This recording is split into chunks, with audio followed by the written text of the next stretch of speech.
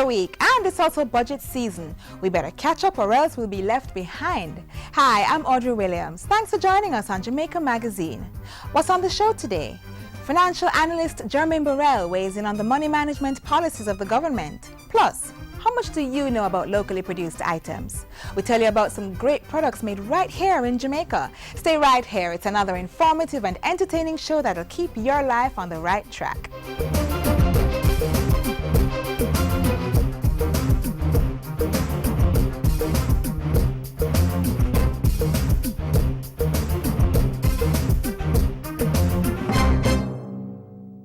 The Jamaica Logistics Hub. The Jamaica Logistics Hub. The Jamaica Logistics Hub. A topical subject on the minds of many Jamaicans. What exactly is the Jamaica Logistics Hub initiative? Logistics is the process by which businesses manage the flow of goods, services, people, information, energy, and other resources through the entire supply chain from source to end users. The various components of the hub will allow Jamaica to capitalize on the increased trade expected to flow through the region when the Panama Canal expansion is completed in 2016. We are not saying by that all of the project would have been finished. We are saying that there is a core set of projects and programs that must be implemented. The Jamaica Logistics Hub, a plan in action to increase trade and grow the economy. The new financial year has started. The 2014-2015 estimates of expenditure has been tabled and scrutinized in Parliament. And we now know that some $539 billion will be spent to implement the country's programs between now and next April. Financial analyst Jermaine Burrell is with us this week on Issues and Answers. He provides a timely insight into the money management skills of the government and how all this affects you and me.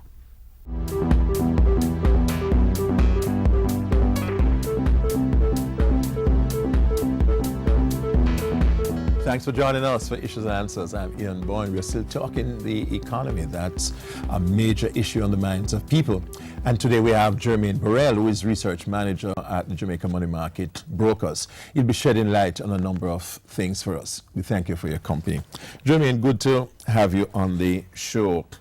From where you sit, how is the response of the private sector to the macroeconomic framework and the macroeconomic program that the government is pursuing? Do you think that the private sector is taking up, is making use of the opportunities which are being unleashed? Well, I think that what the private sector is particularly encouraged by is the fact that the fiscal discipline that has been exhibited this year. For the first in a number of decades, I think the last time that we had something close to a balanced budget was about 2002, something close to that point. So for this year, I think that we'll probably run either a balanced budget or maybe a marginal surplus. Now that's a positive, and the positive has come on the basis of a reduction in expenditure, a control of some of the things that would normally be out of hand in previous years. Wages and salaries have been controlled. Because of the stability in the economy, we have also seen where interest rates have been kept particularly low as a result of the NDX program that has occurred. On the challenging side, though, we know that tax revenues have not done particularly well, obviously because revenue collection is up significantly. Revenue collection is up, right? But I believe that based on what was forecasted in the budget, right, we haven't gotten that close to the numbers. There's a downturn. The economy, So what I'd say that the private sector is encouraged by is the tightness that the government is holding the numbers under. And we really need to do it because in subsequent years, right, we'll have a situation where we have a lot of debt maturities coming to the fore. And because of those debt maturities, we need to be able to say to the international capital market that, listen, we are controlling our debt, we are controlling our fiscal, and Jamaica's economy is essentially open for business. And there are indications from particular private sector companies that new investments are being made. Well, new investments are being made. For example. Yeah, we know about Red Stripe. We know that other entities, for example, Grace Kennedy is looking seriously at, investing with farmers, at making certain concessions. And all of this is really a benefit from the perspective of the devaluation of the dollar. As the currency, it is producing some benefits. It is producing some benefits. As the currency devalues, we have to now understand that those persons that are producers will have to look domestically to see how they can find more cheaper commodities that can be produced domestically to replace the external imports that would need the US dollars. So what has been happening is that there's a greater thrust now to see what can we produce locally that can import substitution, that can replace the expensive external commodity. So this benefits farmers and other local producers? It does, it definitely does. I mean, what has been the challenge over the years is a matter of the farmers being able to have that consistency of supply, to have someone on the other side that can say to them, listen, all that you produce, I will purchase from you, and create that guaranteed market for the farmer. Mm-hmm. The major challenge that most of our farmers face is an issue of cash flow. They are not able to produce their commodities, sell to someone, and be able to collect money on a fortnight basis, because that's how they need to pay their workers. Mm-hmm. When you have a larger entity coming in now to say, listen, I'll purchase everything that you produce, it gives the farmer now that guarantee on the other side that says, listen, when you produce, the money that you get, you can pay your people. And that I believe is what is really changing the paradigm now and encouraging a greater thrust towards domestic production. Yeah. Some people are saying, well, we don't see the growth agenda of the government. What is the growth strategy? But isn't the growth strategy tied up with the very macroeconomic programs, with the fiscal prudence that is being pursued? What's your take on that discussion? I think the policy, the growth strategy is multifaceted. It is made up of the larger projects. We have heard about the Boat Islands project, you know, the whole logistics hub. We know about the Cayman as economic zone. We know about those things. Combining those things now with the fact that smaller entities are looking at domestic production, it helps. For example, there's the omnibus incentive legislation now. What that is saying is that for all the sectors, for sectors such as manufacturing, agriculture, and the creative industries, in particular the music, etc., all the capital equipment or all the inputs to production in those areas will be allowed to be zero rated. So that means that if you're bringing in goods to help, you know, your machinery, equipment to push those areas, it's zero rated. And if it is zero rated, it reduces your production cost significantly. You have other areas like the economic zone. In the economic zone, once you go there to produce and you're producing 85% of what you produce is for export. No tax. You pay no taxes. So these little incentives, tremendous incentives are there. So it is creating slowly an environment that is more conducive to development. And what is particularly important, once you pass legislation about a particular thing, it reduces the need to have to go to the minister for the particular area to get concessions. It takes away that discretion. And once that is there, you reduce that whole, you know, possibility, transaction, that possibility of anyone saying, boy, you know, political interference and you know, the possibility of corruption, etc. So I like that approach of using the legislation, right? The only challenge that I have... Let's save the challenge for after the break. Jermaine Burrell, it is his business to study these matters, to look intricately at the economy. He's research manager at the JMB, and he's going to be back to talk more about the economy.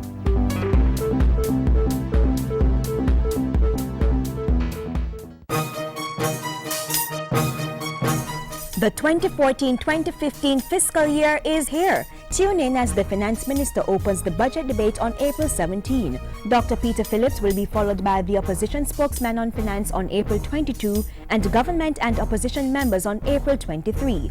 The Opposition Leader will make his contribution on April 24 and the Prime Minister makes her presentation on April 29. The budget debate will close on April 30 with the Finance Minister. It's the 2014-2015 budget debate. Stay informed and keep watching Jamaica Magazine.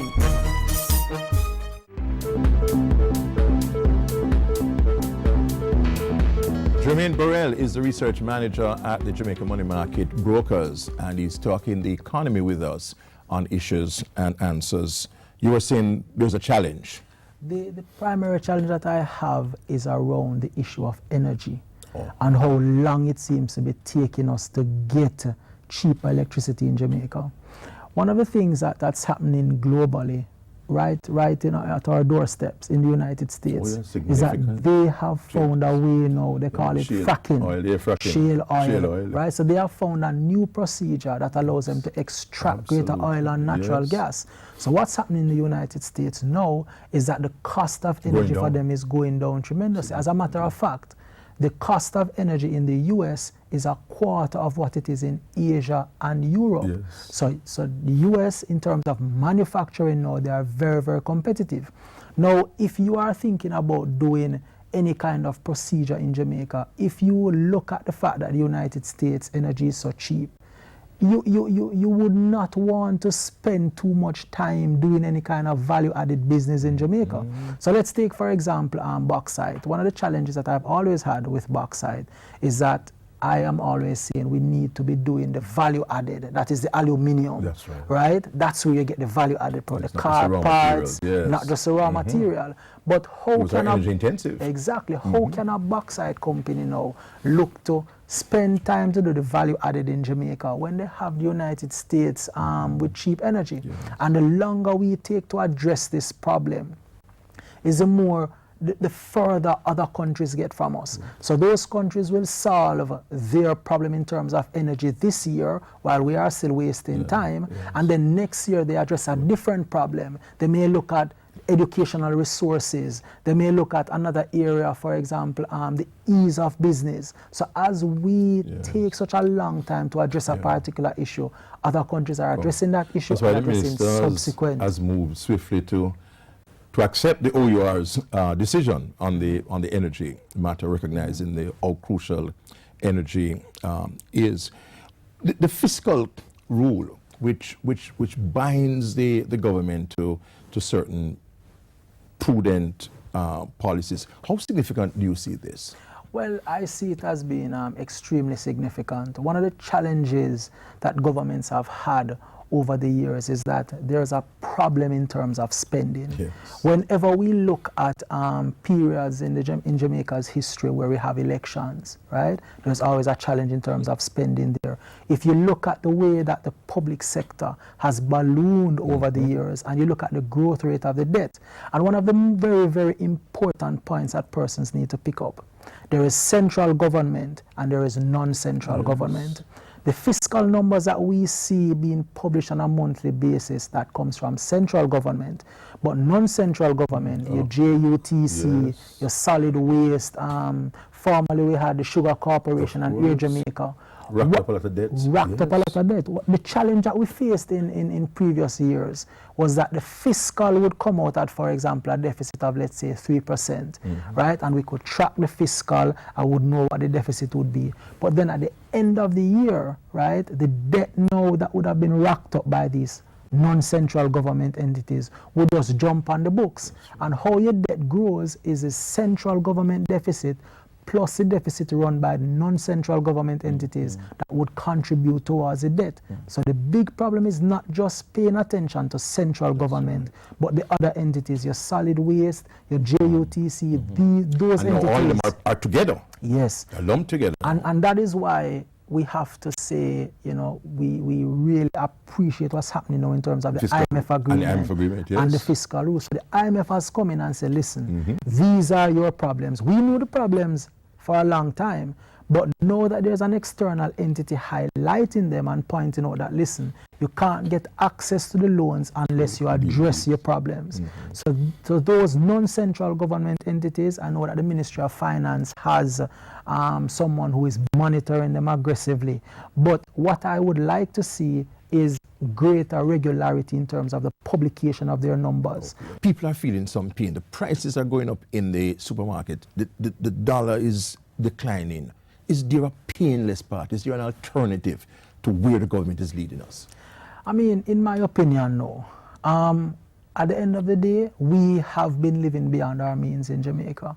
The cars that we have been driving, the heavy gas guzzlers that we have been, purchasing over the years, the fact that we have been spending more as a country than we earn, these things have basically come home to roost. There is no other way. There's no other way. There's no other way, in my opinion. As a matter of fact, the pain that we are facing here in Jamaica, we have chosen to gradually address the issues as we go along. If you compare us to countries like Greece, where there's mass unemployment, where there is mass protests, retrenchment. I mean, even if you compare us to our close neighbors, Barbados, a 13% cut in the size of their public sector. For those persons that remain in the public sector, they have faced a wage freeze.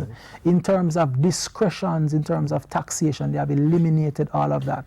They have eliminated free education at the university level. So there are countries that have taken much more aggressive steps than us. It is my opinion that the process that we're following now to keep it tight while simultaneously introducing legislation to encourage growth and to encourage investment, I think is the best possible approach that we can take given the circumstances that we're facing. Thank you very much. Jermaine Burrell, Research Manager at the JMB, speaking to us on the economy. Next week, we'll be back. Until then, Ian Bourne wishing you a pleasant day.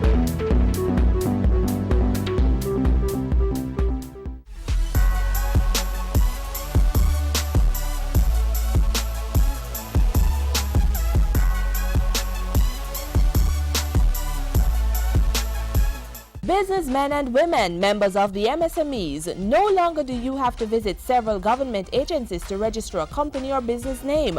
Visit the COJ. They are willing and prepared to assist you in filling out the new business registration form, more commonly known as the super form. The overwhelming response from the majority of our customers is, why did this take so long to happen? There are persons who actually waited until January 2nd to come here to do their business because they wanted to avoid going to multiple government departments. Click on ocrjamaica.com for more details. Ice cream, shoes, agro-processing products. These are just some of the goods made in Jamaica. Some of these locally made items were displayed in all their glory last weekend at the National Arena. We have highlights for you. Watch and support Jamaican-made items.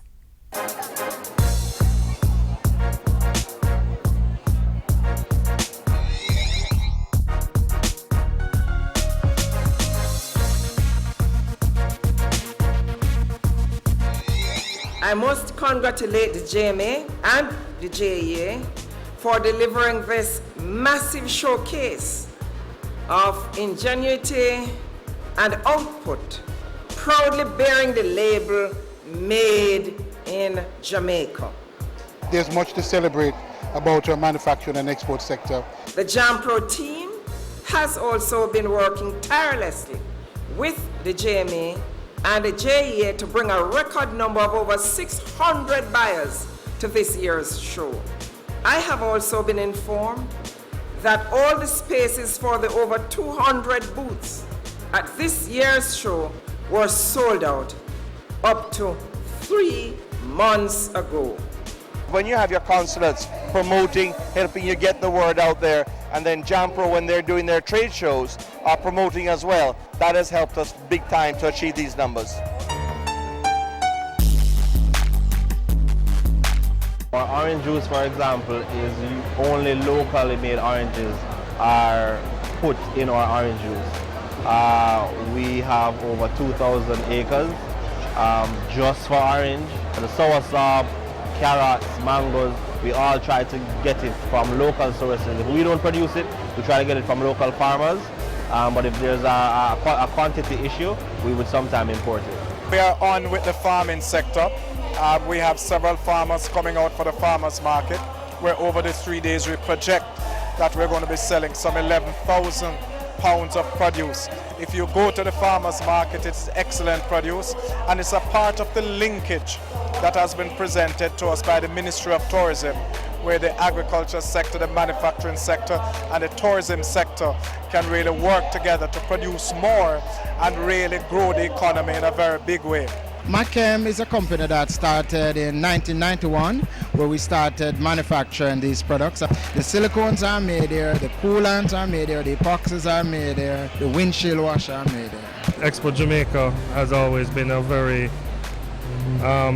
strong platform for us to showcase our product lines. We've debuted a new adjustable massage bed coupled with, and these two mattresses here are air beds. They're all air, something that they've always seen on TV, never imagined that will be manufactured here in Jamaica. We have a lot of customers and we're carrying one of the biggest brands, which is Grace.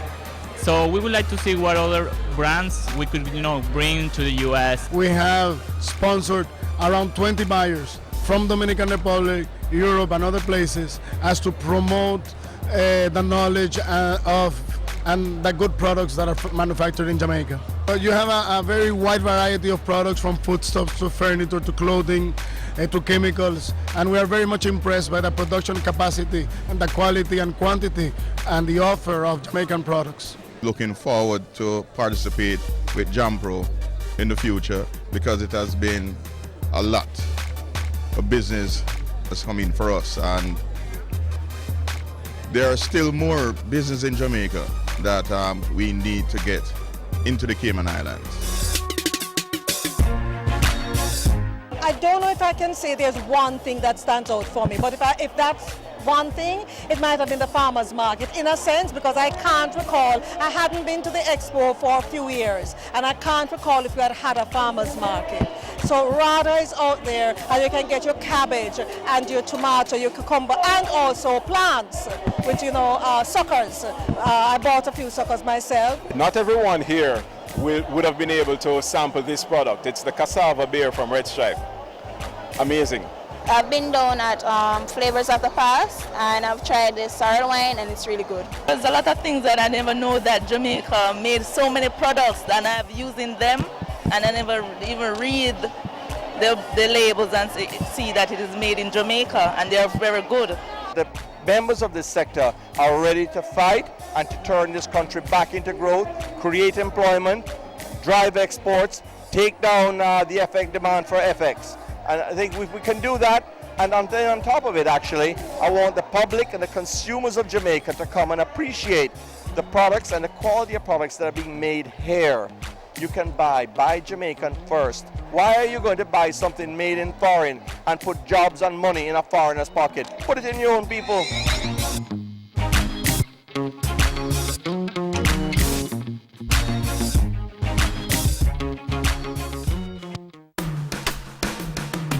Bamboo growers, companies involved in the manufacturing of bamboo products. Get registered with the Bureau of Standards Jamaica.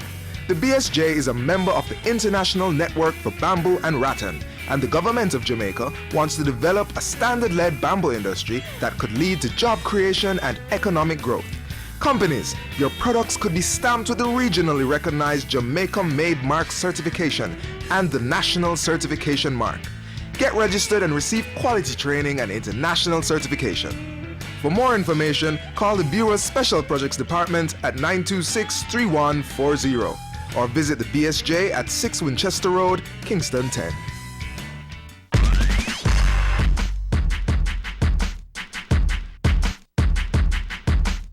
Cutting the red tape in doing business, decreasing the time it takes to process documents are of concern to the government. So much so that for this financial year, a sum of $3.8 million has been set aside to continue reforming the framework for facilitating the ease of doing business in the country. The team at the Ministry of Industry, Investment and Commerce is tasked with improving the business environment, and they will not stop until the public can go about doing business with ease. Currently, the reform for the framework of facilitating the ease of doing business is a 16-month project being implemented by the Jamaica Promotions Corporation, JAMPRO. The process involves strengthening the legislative framework to improve stakeholder access to financing and streamlining the business registration and bankruptcy processes in Jamaica.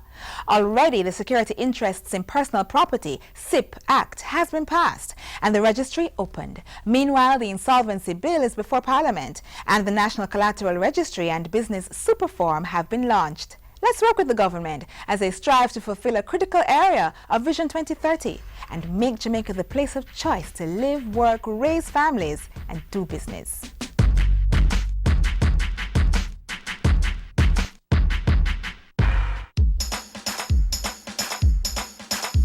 We want a productive Jamaica.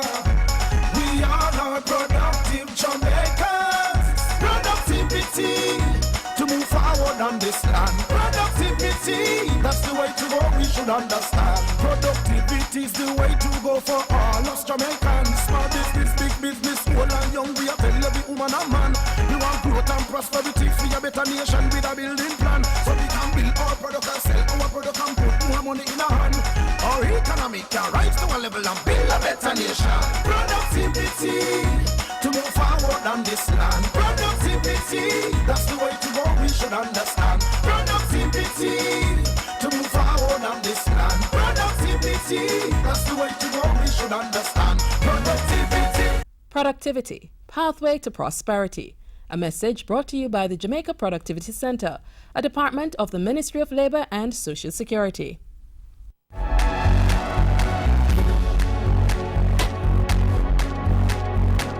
A society in which males and females have equal access to opportunities, resources, protection, and most important, contribute to national development. That's the vision of the National Policy for Gender Equality. We want to ensure that we empower our boys and girls to be the best versions of themselves, placing no limit on what they can achieve. If we adults want to transform our society, we have to be the change we want to see in the world. And that transformation starts in the home. Washing up, boys and girls can wash up the plates. They can alternate. Hanging the clothes on the line or taking them off the line, boys and girls can do that. Sweeping the house or cleaning the house, boys and girls can do that. Making up your bed when you come out of it, boys and girls can do that. Remembering to hang up your towel on the towel rail, whether you're a boy or girl, you can do that.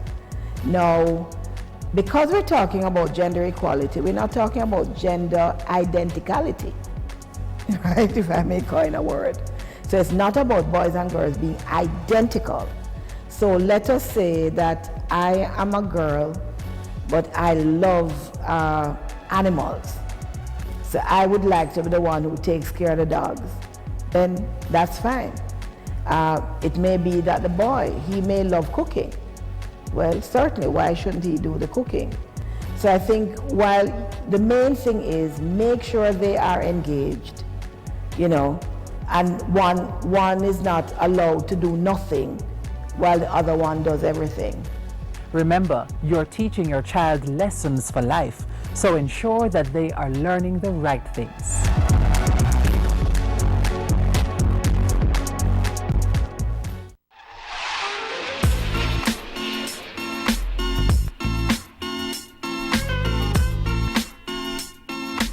Before we go, a thought for the week.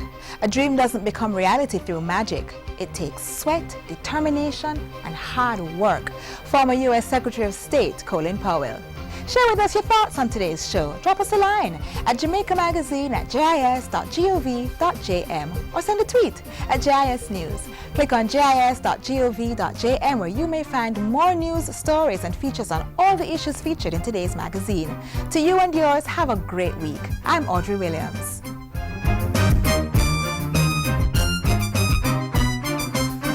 This has been a production of the Jamaica Information Service, the voice of Jamaica.